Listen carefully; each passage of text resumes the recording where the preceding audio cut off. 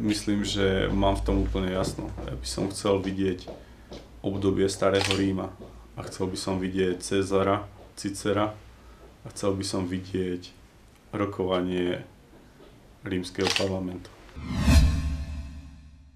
Priznám sa, že mám problém asi so zberaním jedál v kuchyni. To by som asi nezvládol psychicky a druhým takým vážnym môjim problémom by bolo, keby som asi mal operovať. Možno, že prvý dotyk s alkoholom ako chlapec, kedy som naozaj stratil poňatie o svete a kedy som sa v takom zúfalom, uboženom stave musel pozrieť do očí svojej mame, tak ten pocit tej výčitky a toho sklamania mojej mamy, tak to bolo niečo, za čo mi asi ostane do smrti ako taká malá hanba toho, že som sklamal svoju mamu, že som sa teda v pubertálnom veku opil. Ja dodnes nemôžem napríklad uveriť tomu, a to poviem už možno ako predseda Slovenskej národnej strany politicky, že si tak degradujeme a dehonestujeme náš štát. Že si ho tak likvidujeme, že si tak ubližujeme, že nehľadáme prieniky, že sa hašteríme, obviňujeme, intrigujeme a že dokážeme takto žiť a fungovať. A hlavne, čomu neviem veriť, že s úžasom pozerám, že sa ani nebojíme, čo bude s týmto štátom ďalej. Keď som zablúdil v metre v Londýne, v časti Liverpool a neprezieravo vystúpil s jednou igelitkou zo takého drahšieho shopu v štvrti, kde naozaj ide o krk.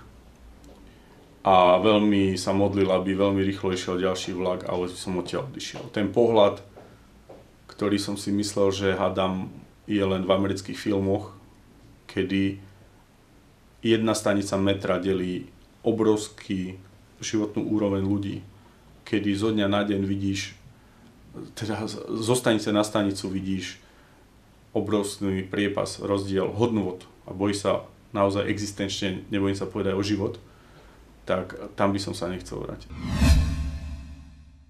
Ako správny Slovák by som povedal, že uznávam všetkých Slovákov, ktorí sa presadili napríklad v západných štátoch a v Európe. Sme hrdí na Murgaša, sme hrdí na herca. Málo ľudí vie, že napríklad žltý taxík v Spojených štátoch amerických vymyslel Slovák. A najväčšia požičovňa, Hertz autopožičovňa je dielo Slováka. Hej. Tak samozrejme v prvom rade uznávam každého slovenského občana, ktorý sa presadil v minulosti v zahraničí.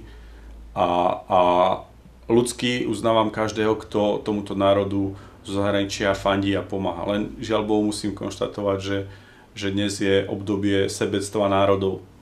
Každý pozerá skôr na seba, na svoj štát, na svoj národ. A bojím sa, že ani Slovensko nemá takého tútora, ktorému by záležalo dnes na tom, ako sa tu žije. Takže poviem, že v prvom rade som hrdý na všetkých Slovákov v zahraničí, ktorí pomáhajú nám. Tak každý sme si tým prešli a ešte nie som taký starý, aby sa mi to nestalo občas. Kto nemá strach, nemá pokoru, úctu.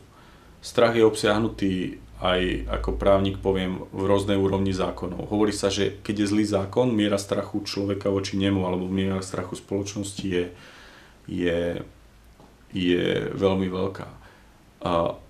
Mám strach z toho, že nebudem mať strach.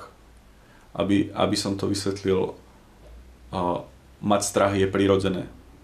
Zodpovedný človek, zodpovedný rodič, otec, matka, dieťa, žena, partnerka, každý musí mať prirodzenú mieru strachu. Táto miera strachu však nesmie potláčať tvoju identitu.